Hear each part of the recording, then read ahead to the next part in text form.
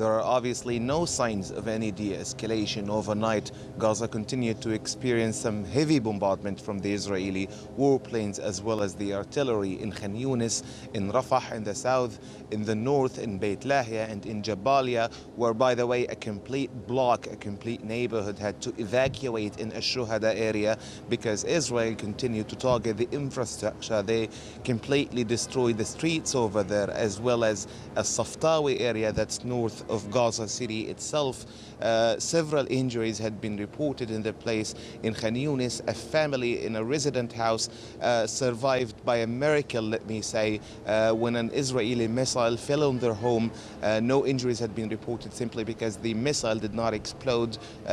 In As-Sabra, east of Gaza City, a civilian house was targeted with more than one missile. One woman had been killed, was killed in the attack, while 4 children were injured. So I can tell you also that the artillery here, as you can hear right behind me, continues to shell the eastern side of the Gazan enclave as we speak.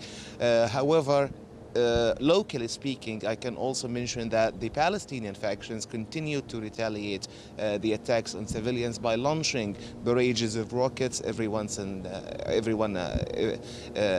couple of hours. And today, early this morning, Al-Qassam Brigade, the armed wing of Hamas, targeted a bus carrying Israeli soldiers near the Ziki military base with a guided missile. Based on what we are hearing from the Israeli media, no injuries had been reported, but it's still very soon to tell. I can also say that the death toll here in Gaza will continue to rise, obviously, if the situation continues to escalate, but health officials are so busy dealing with injuries, dealing with the crisis in humanitarian side, that they cannot update the list every hour or two. Sometimes it takes them more than 4 or 5 hours to update the list of injuries and deaths, but obviously it has increased.